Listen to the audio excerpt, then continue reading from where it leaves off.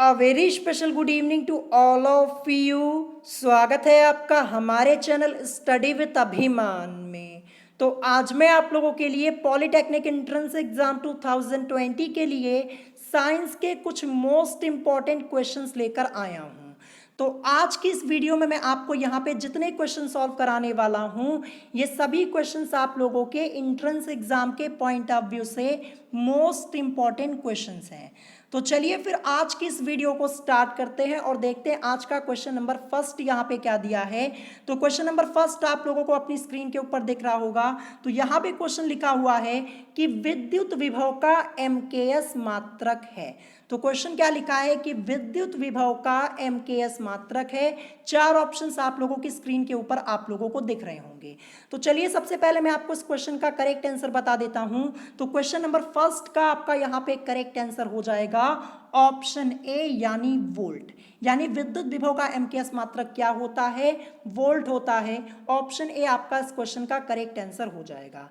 तो एक बार मैं आपको फिर से बता दे रहा हूं कि मात्रक से रिलेटेड क्वेश्चंस आप लोगों के एंट्रेंस एग्जाम में जरूर पूछे जाते हैं। ठीक है, तो मात्रक से रिलेटेड जितने क्वेश्चंस हैं उनको एक बार अच्छे से प्रिपेयर कर लीजिएगा। मैंने आपको सभी क्वेश्चंस ऑलरेडी सॉल्व कराए हुए हैं और मात्रक से रिलेटेड मैंने एक वीडियो अलग से बनाई हुई है जहां पे मैंने आपको सभी मात्रक डिटेल में बताए हुए हैं। तो अगर उस वीडियो को नहीं देखा है तो आप चैनल पे जाकर उस वीडियो को देख सकते हैं।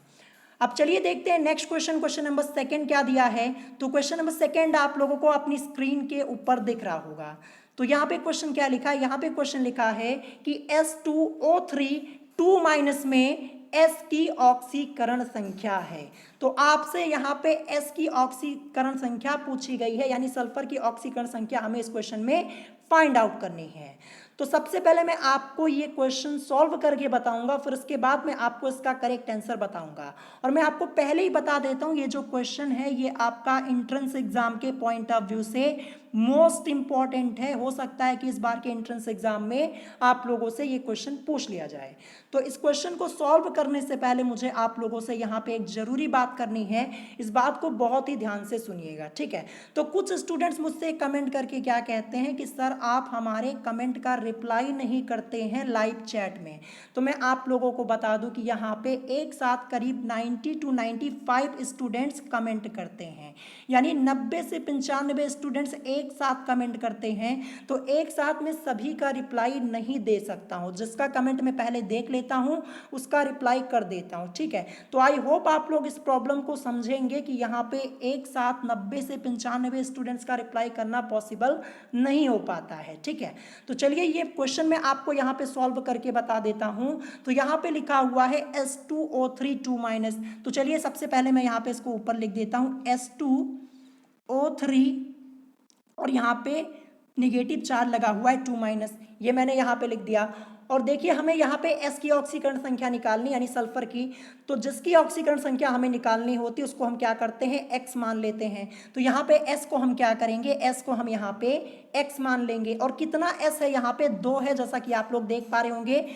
तो 2 और फिर यहाँ पे S को हमने क्या माना? X, यानी इंटू X आपका हो जाएगा। फिर उसके बाद मैं यहाँ पे लगाऊंगा प्लस का साइन लगाया। फिर उसके बाद O3 लिखा। O से मतलब हमारा ऑक्सीजन, और ऑक्सीजन का ऑक्सीडेशन नंबर -2 होता है, मैंने आपको कई बार बताया है। और कितने ऑक्सीजन यहाँ पे हैं? 3 हैं। तो क्या हो जाएगा? +3, क्योंकि 3 ऑक्सीजन है और यहाँ पे ऑक्सीजन का ऑक्सीडेशन नंबर -2 होता है, तो -2 ये लिखा। और इज इक्वल टू यहाँ पे आपका -2 आ जाएगा। -2 क्यों आया?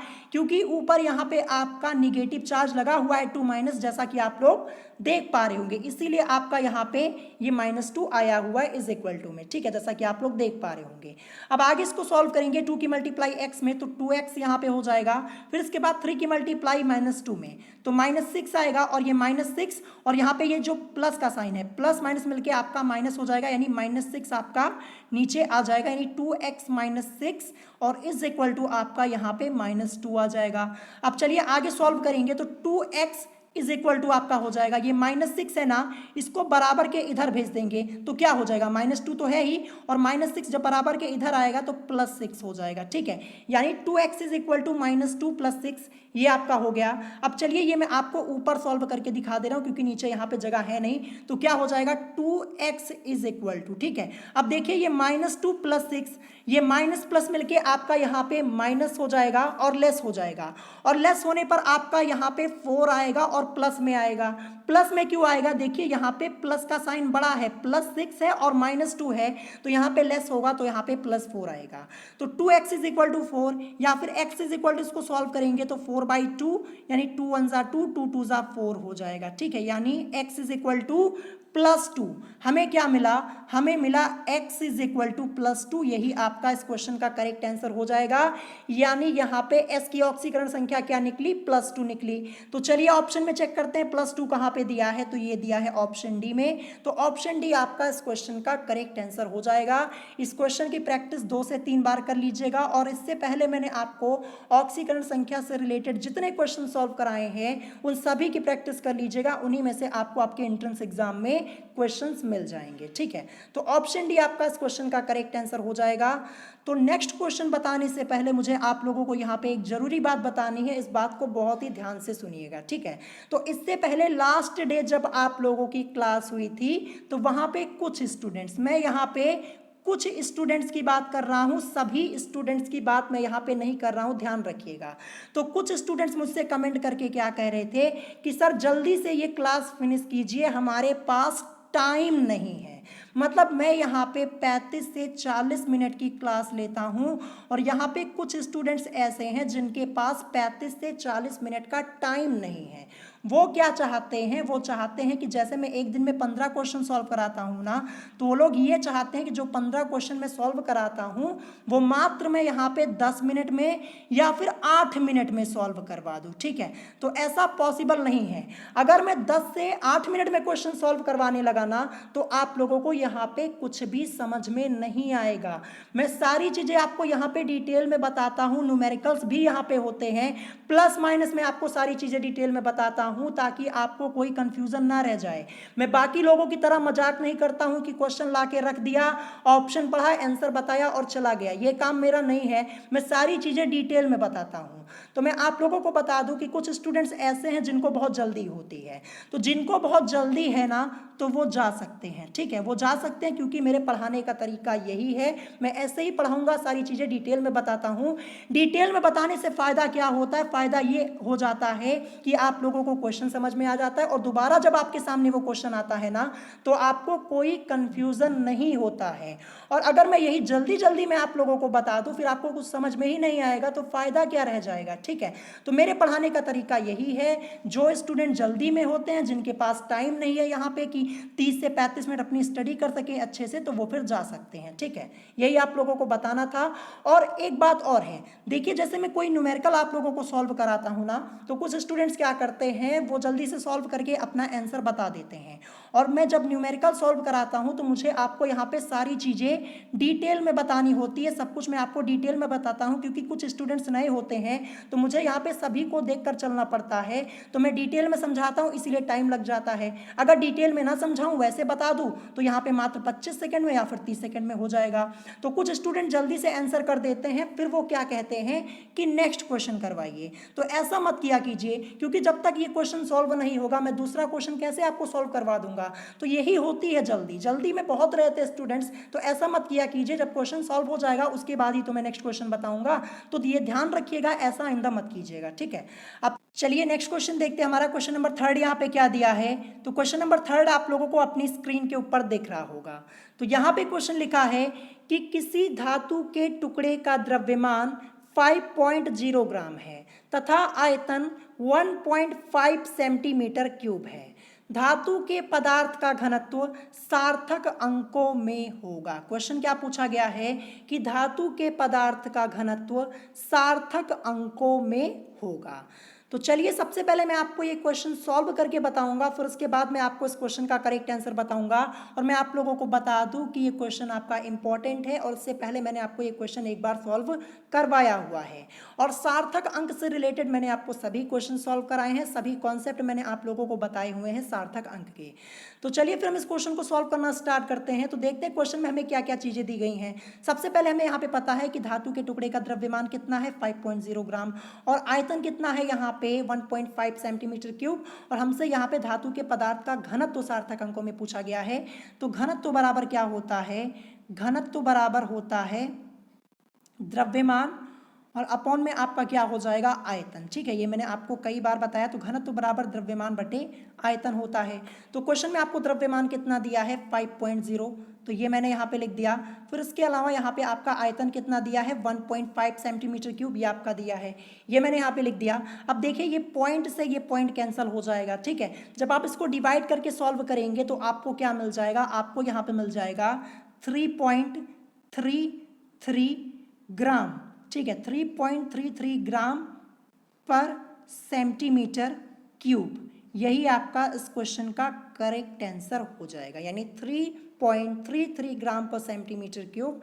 ऑप्शन में कहाँ पे दिया है, ऑप्शन में दिया है ऑप्शन ए में, तो ऑप्शन ए आपका इस क्वेश्चन का करेक्ट आंसर हो जाएगा। तो एकदम सिंपल सा क्वेश्चन है, बस आपको इतना पता होना चाहिए कि घनत्व बराबर आखिर होता क्या है, द्रव्यमान बटे आयतन। बस इतना आपको मालूम है, क्वेश्चन आप बड़े आसानी से यहाँ पे सॉल्व कर पाएंगे। ठीक है, तो ऑप्शन ए आपका इस क्वेश्चन का करेक्ट आंसर हो जाएगा। अब चलिए देखते हैं नेक्स्ट क्वेश्चन, क्वेश्चन नंबर 4। तो क्वेश्चन नंबर 4 आप लोगों को अपनी स्क्रीन के ऊपर दिख रहा होगा। तो यहाँ पे क्वेश्चन लिखा हुआ है कि वनस्पति तेलों से वनस्पति घी के निर्माण में निम्न में से किस उत्प्रेरक को प्रयोग में लाया जाता है। तो ये क्वेश्चन आप लोगों का मोस्ट इंपॉर्टेंट है, ध्यान रखिएगा। 4 ऑप्शंस आप लोगों की स्क्रीन के ऊपर आप लोगों को दिख रहे होंगे। तो चलिए सबसे पहले मैं आपको क्वेश्चन नंबर 4 का करेक्ट आंसर बता देता हूं। तो क्वेश्चन नंबर 4 का आपका करेक्ट आंसर हो जाएगा Ni, जिसको हम निकिल के नाम से जानते हैं। तो ऑप्शन सी यानी Ni यानी निकिल, ये आपका इस क्वेश्चन का करेक्ट आंसर हो जाएगा। क्वेश्चन पूछा गया है कि वनस्पति तेलों से वनस्पति घी के निर्माण में निम्न में से किस उत्प्रेरक को प्रयोग में लाया जाता है, तो निकिल यानी Ni, ये आपका इस क्वेश्चन का करेक्ट आंसर हो जाएगा। क्वेश्चन को याद जरूर कर लीजिएगा। अब चलिए देखते हैं नेक्स्ट क्वेश्चन, क्वेश्चन नंबर 5। तो क्वेश्चन नंबर 5 आप लोगों को अपनी स्क्रीन के ऊपर दिख रहा होगा, मोस्ट इंपॉर्टेंट है। कई बार आप लोगों के एंट्रेंस एग्जाम में ये क्वेश्चन पूछा जा चुका है। क्वेश्चन क्या है कि दो वस्तुओं में ऊष्मा का प्रवाह निर्भर करता है। क्वेश्चन क्या है कि दो वस्तुओं में ऊष्मा का प्रवाह निर्भर करता है।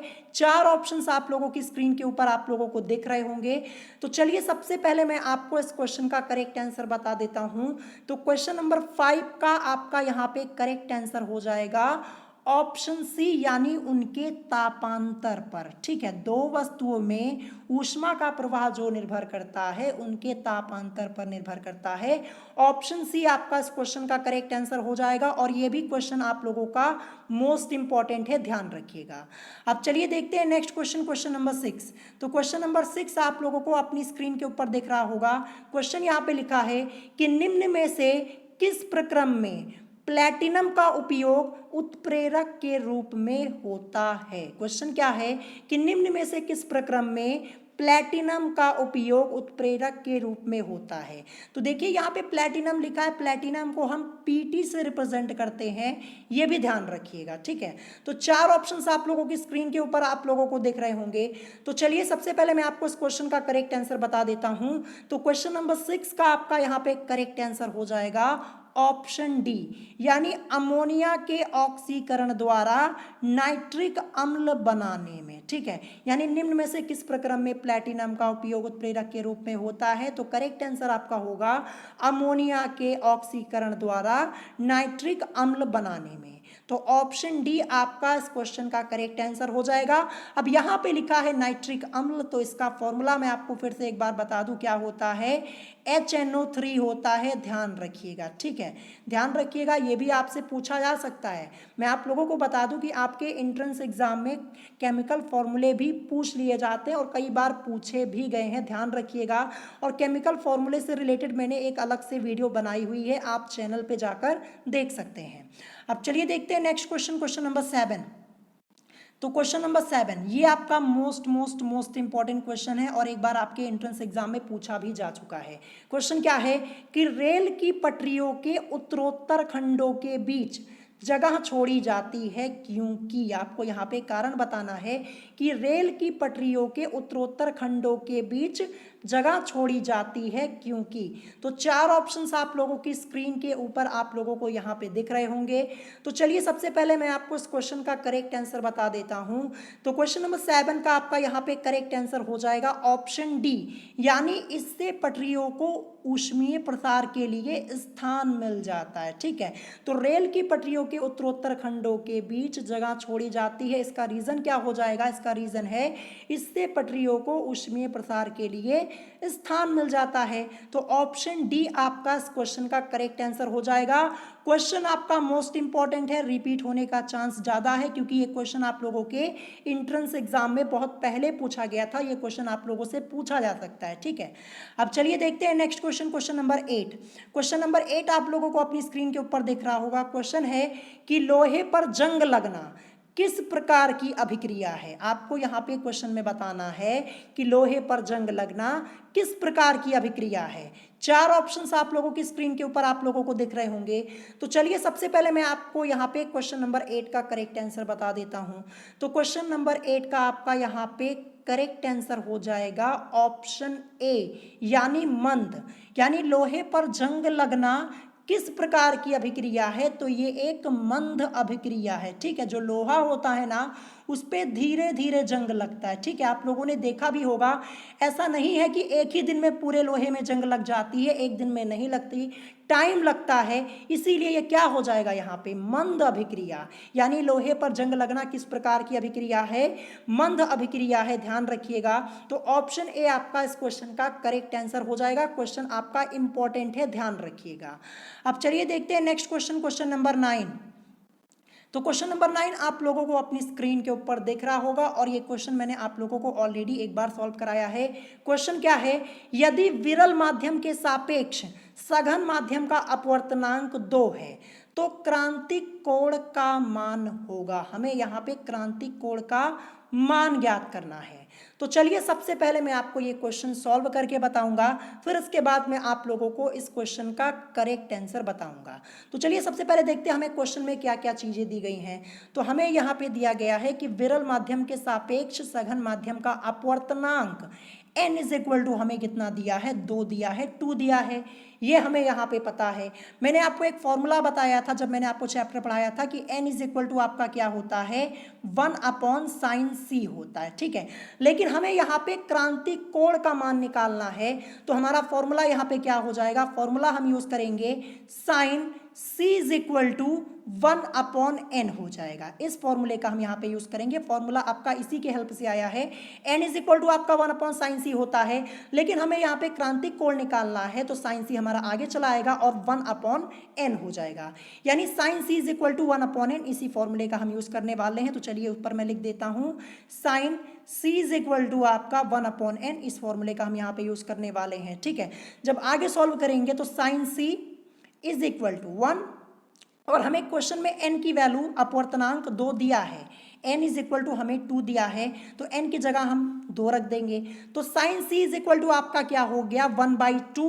तो अब यहाँ पे क्या हो जाएगा? यहाँ पे क्या आ जाएगा? sin 30 आ जाएगा ना, sin 30 डिग्री ना, क्योंकि देखिए 1/2 दिया है ना, 1/2 ये sin कितने की वैल्यू होती है? sin 30 डिग्री की वैल्यू आपकी 1/2 होती है। तो sin c is equal to 1/2 था। अब इसको हम क्या लिख सकते हैं? sin 30 डिग्री लिख सकते हैं ना।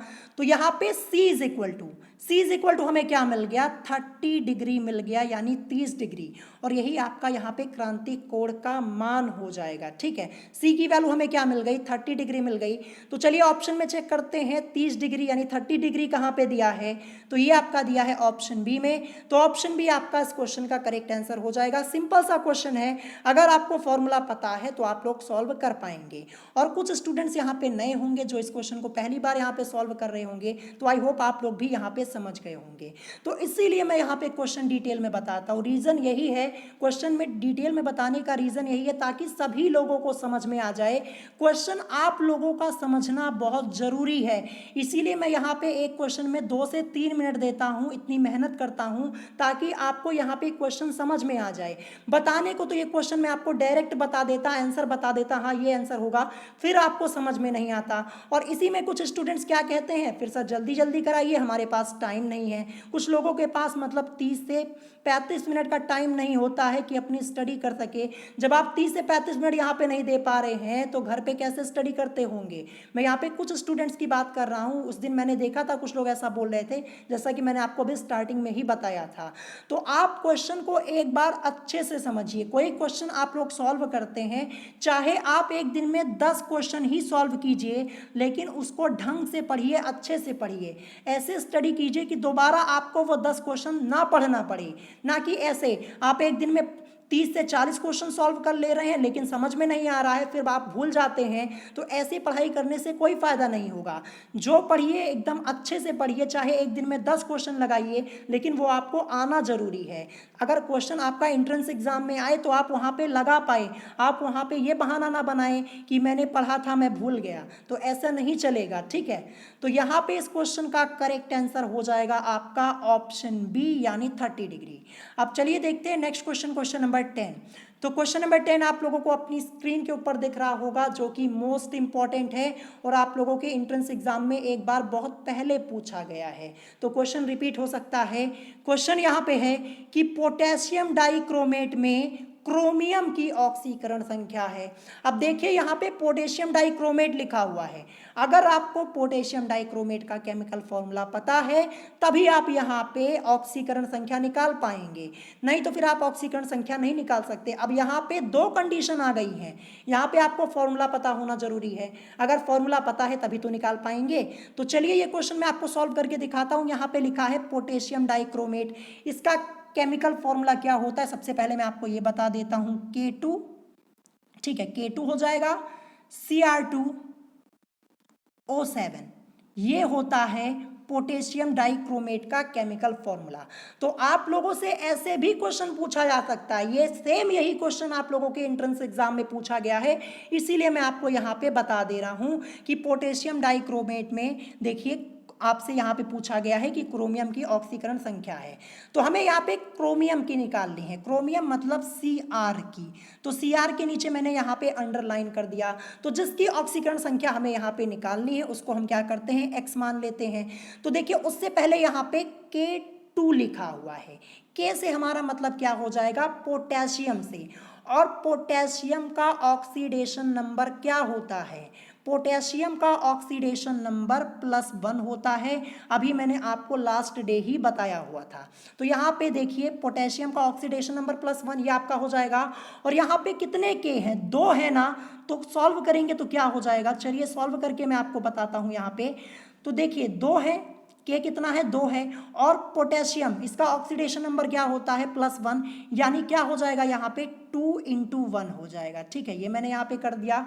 फिर उसके बाद यहाँ पे लगाऊंगा प्लस का साइन, ठीक है। अब यहाँ पे Cr2 लिखा है, तो Cr यानी क्रोमियम को हमने x माना हुआ है, तो यहाँ पे x लिख दिया, ठीक है, x हमने माना हुआ है, और यहाँ पे 2 लिखा हुआ है, 2 है ना, तो 2 आपका पहले आएगा, और Cr को हमने यहाँ पे x माना है, तो 2 × x हो जाएगा, प्लस का साइन लगाऊंगा। उसके बाद यहाँ पे देखिए O7 लिखा है, O से ऑक्सीजन, O से आपका मतलब ऑक्सीजन हो जाएगा ना यहाँ पे, और ऑक्सीजन का ऑक्सीडेशन नंबर -2 होता है, और कितने ऑक्सीजन है, 7 है ना, तो क्या हो जाएगा 7, और इनटू में आपका यहाँ पे -2 हो जाएगा, और = 0 हो जाएगा, क्योंकि यहाँ पे कोई नेगेटिव चार्ज लगा नहीं है, तो = आपका 0 ही तो यहाँ पे आएगा। अब आगे जब आप इसको सॉल्व करेंगे तो क्या हो जाएगा, तो देखिए यहाँ पे 2 × 1 है, तो ये = आपका 2 हो जाएगा, ठीक है। अब इसके बाद देखिए, इसके बाद आपका यहाँ पे 2 × x, प्लस का साइन लगाया, 2 × x आपका यहाँ पे 2x हो जाएगा। अब 7 की मल्टीप्लाई -2 में, तो -14 आपका आएगा, -14, और यहाँ पे प्लस का साइन, प्लस माइनस मिलके आपका माइनस ही रहेगा, यानी आगे यहाँ पे आपका आएगा -14, और = आपका यहाँ पे 0 हो जाएगा। अब आप इसको आगे सॉल्व करेंगे तो देखिए यहाँ पे -14 और ये +2 आपका है, तो प्लस माइनस मिलके आपका माइनस हो जाएगा। तो आगे आपको क्या मिलेगा 2x, और यहाँ पे देखिए माइनस का साइन बड़ा है क्योंकि यहाँ पे -14 और ये +2 है, तो यहाँ पे आपका माइनस में आएगा, यानी 2x माइनस लेस होने पर आपका यहाँ पे आ जाएगा 12 इज इक्वल टू 0। ठीक है, क्योंकि -14 और +2 प्लस माइनस माइनस लेस होगा और आपका यहाँ पे माइनस में आएगा, यानी 2x minus 12 is equal to ये आपका 0 हो गया। ठीक है, जब आगे इसको सॉल्व करेंगे तो मैं यहाँ पे ऊपर कर दे रहा हूँ क्योंकि नीचे यहाँ पे जगह है नहीं, तो 2x minus 12 is equal to 0 आया है। तो आगे सॉल्व करेंगे तो 2x इज इक्वल टू हो जाएगा, और ये जो -12 है ना इसको बराबर के इधर भेज देंगे, बराबर के इधर भेजेंगे तो प्लस में हो जाएगा, यानी 2x इज इक्वल टू 12 या फिर x इज इक्वल टू 12 और अपॉन में आपका 2 हो जाएगा, 2 1 जा 2, 2 6 जा 12, यानी x इज इक्वल टू हमारा यहाँ पे +6 आ जाएगा, और यही यहाँ पे Cr की ऑक्सीकरण संख्या हो जाएगी, ऑक्सीडेशन नंबर हो जाएगा, यानी क्रोमियम की ऑक्सीकरण संख्या क्या निकली +6 निकली हुई है। तो चलिए ऑप्शन में चेक करते हैं +6 कहाँ पे दिया है, तो ये दिया है ऑप्शन सी में, ऑप्शन सी आपका इस क्वेश्चन का करेक्ट आंसर हो जाएगा। तो आई होप आप लोग इस क्वेश्चन को समझ पाए होंगे, ऑप्शन सी आपका इस क्वेश्चन का करेक्ट आंसर हो जाएगा। तो देखिए आप लोगों से ऐसे भी क्वेश्चंस पूछे जा सकते हैं। ठीक है, ये आपका मॉडरेट लेवल का क्वेश्चन है, इसकी प्रैक्टिस आप लोग जरूर कर लीजिएगा। अब चलिए देखते हैं नेक्स्ट क्वेश्चन, क्वेश्चन नंबर 11। तो क्वेश्चन नंबर 11 आप लोगों को अपनी स्क्रीन के ऊपर दिख रहा होगा। क्वेश्चन है कि निम्नलिखित में से कौन सा तत्व संक्रमण तत्व नहीं है। देखिए यहाँ पे आप लोगों से नहीं पूछा गया है, क्वेश्चन को ध्यान से पढ़ा कीजिए। क्वेश्चन है कि निम्नलिखित में से कौन सा तत्व संक्रमण तत्व नहीं है। संक्रमण तत्व को इंग्लिश में हम बोलते हैं ट्रांजिशन एलिमेंट, ये भी ध्यान रखिएगा। तो 4 ऑप्शंस आप लोगों की स्क्रीन के ऊपर आप लोगों को यहाँ पे दिख रहे होंगे। तो चलिए सबसे पहले मैं आपको इस क्वेश्चन का करेक्ट आंसर बता देता हूँ कि क्वेश्चन नंबर 11 का आपका यहाँ पे करेक्ट आंसर क्या हो जाएगा। तो क्वेश्चन नंबर 11 का करेक्ट आंसर आपका हो जाएगा SN। अब यहाँ पे लिखा हुआ है SN, SN से हमारा मतलब टिन से है, टिन को हम SN से रिप्रेजेंट करते हैं, ये ध्यान रखिएगा, मैंने आप लोगों को कई बार बताया है। और जो SN होता है ना ये P ब्लॉक का एलिमेंट होता है। किस ब्लॉक का? P ब्लॉक का एलिमेंट होता है।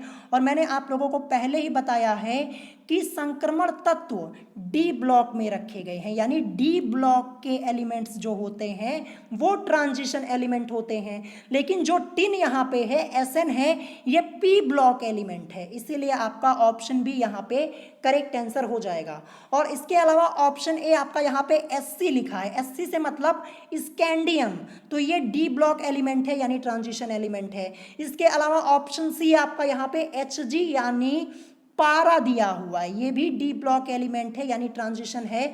और ऑप्शन डी आपका यहाँ पे PD लिखा है। आखिर ये PD क्या होता है? तो पलेडियम होता है, मैं आपको यहाँ पे लिख के बता दे रहा हूँ क्या होता है, पलेडियम होता है। ठीक है, तो जो पलेडियम होता है यानी PD होता है, ये भी D ब्लॉक एलिमेंट है, यानी D ब्लॉक का एलिमेंट है, तो ये भी ट्रांजिशन एलिमेंट होगा। केवल यहाँ पे जो SN है ये यहाँ पे P ब्लॉक का एलिमेंट इस ऑप्शन में दिया गया है, इसीलिए ये संक्रमण तत्व नहीं है। ऑप्शन बी इस क्वेश्चन का करेक्ट आंसर हो जाएगा। तो ऐसे ही क्वेश्चंस आप लोगों से पूछे जाते हैं आपको कंफ्यूज करने के लिए। क्वेश्चन आपका मोस्ट इंपॉर्टेंट है, ये आपको अपनी बुक में नहीं देखने को मिलेगा।